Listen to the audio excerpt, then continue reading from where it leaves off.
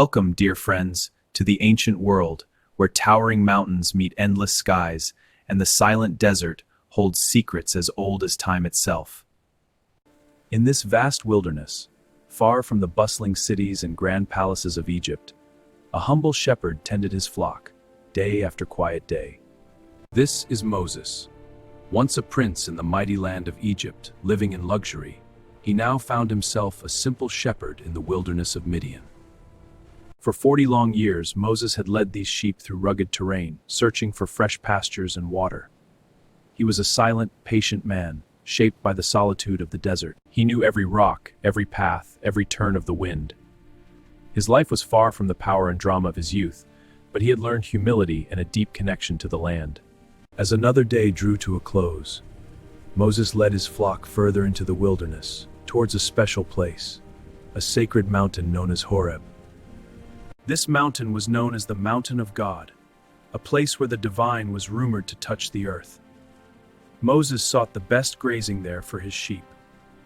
He didn't know it yet, but this journey, like no other, would change his life, and indeed, the fate of an entire people, forever. As the sun began to dip towards the horizon, casting long, peaceful shadows, Moses paused, his flock safely settled. His eyes scanned the familiar landscape, a routine he had performed for decades. But then, something caught his gaze. There, in the distance, within a humble thorn bush, a faint flicker of orange appeared. Was it the last rays of the sun playing tricks? No, it wasn't the sun. It was fire. A small, yet unmistakable flame began to dance within the dry branches of the bush. Moses, a man of the desert, knew the dangers of fire. A burning bush could quickly ignite the dry wilderness into a raging inferno. He took a step closer towards the bush, then another, his shepherd's instinct telling him to investigate, to prevent a potential disaster. But as he drew nearer, his experienced eyes widened in disbelief. This was no ordinary fire. The bush was burning brightly, furiously, but it was not being consumed. This was a sight utterly impossible, utterly miraculous. Flames danced and leapt, yet the leaves remained green, the branches intact. It burned, but it did not turn to ash. It glowed with light, but cast no smoke. It defied every law of nature Moses knew. Moses was captivated. He moved even closer, facing and looking at the burning bush, drawn by the impossible wonder, completely unaware of the sacred presence he was approaching. Then, through the crackling of the flames, a voice spoke. Not a whisper, but a clear, powerful voice. Moses.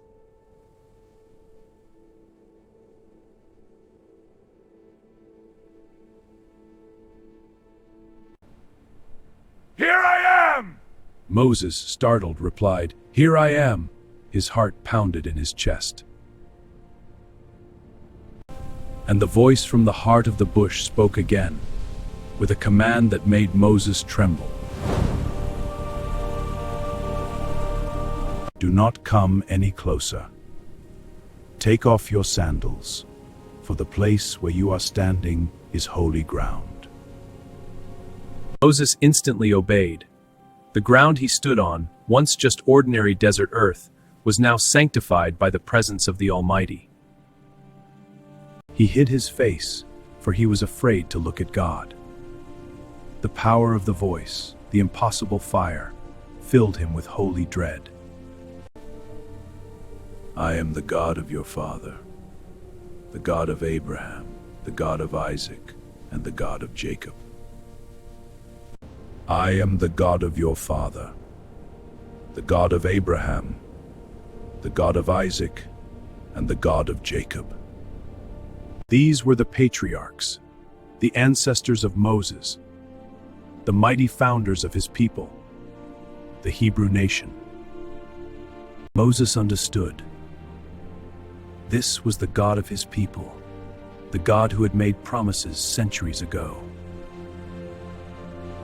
And this God, the voice continued, had seen the suffering of his people, the Israelites, in Egypt. I have indeed seen the misery of my people in Egypt. I have heard them crying out because of their slave drivers, and I am concerned about their suffering. So I have come down to rescue them from the hand of the Egyptians, and to bring them up out of that land into a good and spacious land. A land flowing with milk and honey, a place of freedom and prosperity. This was the promised land. This was God's plan. This was his promise. But then, the voice from the fire delivered the most astounding command of all. So now go. I am sending you to Pharaoh to bring my people, the Israelites, out of Egypt. Moses was stunned. Him, an 80-year-old shepherd living in exile, to face the most powerful ruler on earth? Who am I that I should go to Pharaoh and bring the Israelites out of Egypt? But the voice from the fire was unwavering. I will be with you.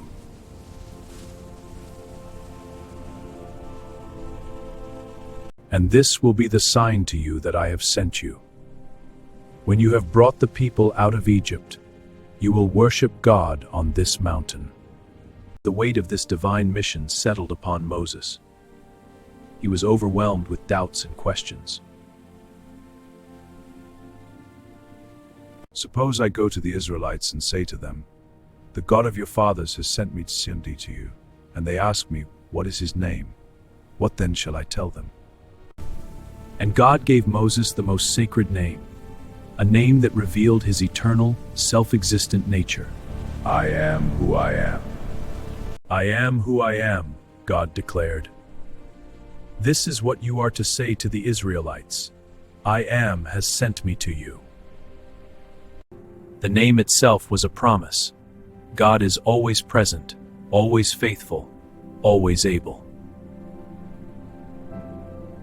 God then instructed Moses exactly what to tell the elders of Israel, that he would bring them out of Egypt to the promised land. What if they do not believe me or listen to me?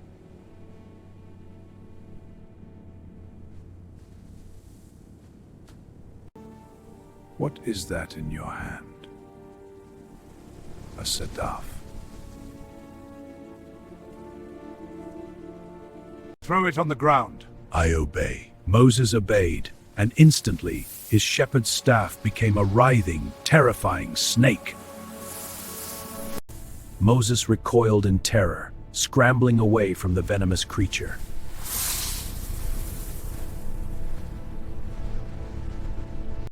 It is a serpent, I cannot! Reach out your hand and take it by the tail. Yes, Lord. God instructed. With trembling courage, Moses obeyed, and just as quickly, the snake transformed back into his familiar wooden staff. This was a sign, a visible proof of God's power, that the Israelites would believe. God gave Moses another sign. His hand, when placed inside his cloak, would become diseased, then miraculously healed. I obey, Lord. And Moses did as the Lord commanded. My power is great. These signs would demonstrate God's might, convincing the people that the God of their fathers had indeed appeared to him. Yet, Moses had one more objection. "O Lord, I have never been eloquent," he confessed. "I am slow of speech and tongue." Who gave human beings their mouths? Who makes them deaf or mute? Who gives them sight or makes them blind? Is it not I, the Lord? Now go, I will help you speak and will teach you what to say.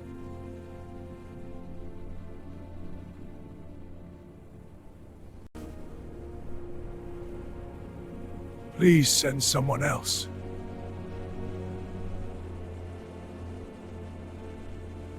Then the Lord's anger burned against Moses, but in his great mercy, he provided a solution. God reassured Moses. "What about your brother, Aaron the Levite? I know he can speak well." Aaron was Moses' older brother, a gifted speaker. He would be Moses' voice. He is already on his way to meet you, and he will be glad to see you. Take this staff in your hand so you can perform the miraculous signs with it.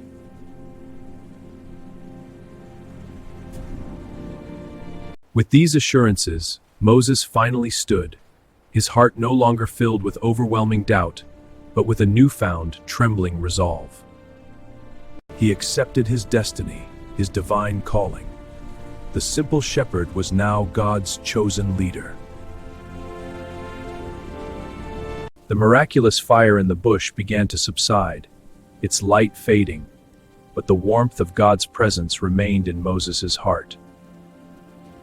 He put his sandals back on his feet, ready to leave the sacred ground, carrying a burden that was also a tremendous honor.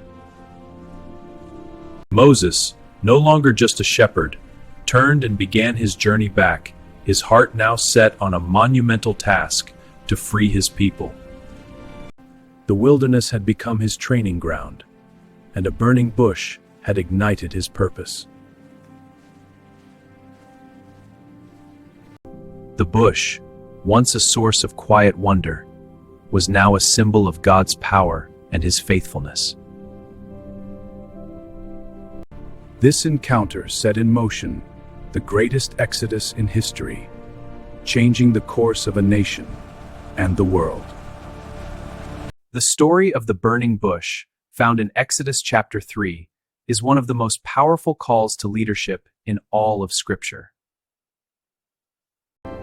It teaches us that God sees our suffering, hears our cries, and cares deeply for his people. It also reminds us that God often chooses the most unlikely people and uses the simplest things for his greatest purposes.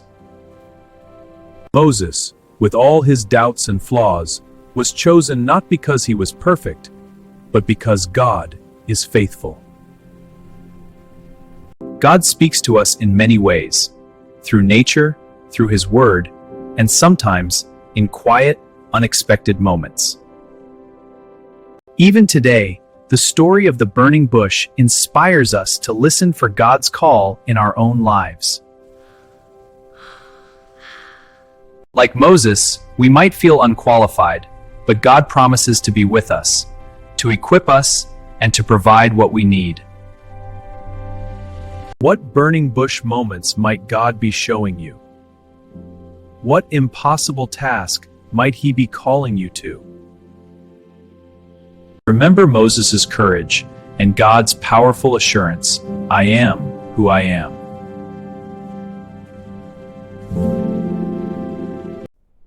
He is the God who is always with us.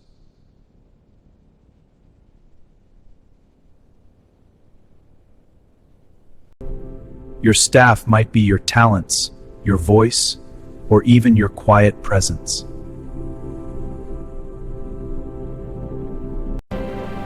This incredible story from the desert of Midian reminds us of divine power and purpose. A bush burned, but was not consumed, forever reminding us of God's enduring presence.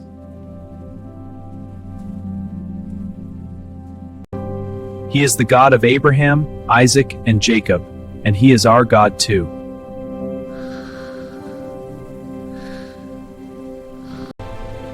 He can take the most unlikely person and use them for the most extraordinary mission. Are you ready to listen to the voice from the fire?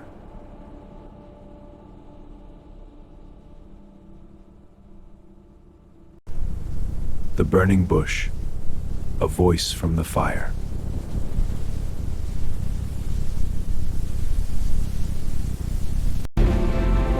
Thank you for joining us on this powerful journey. Until next time, keep listening for his call.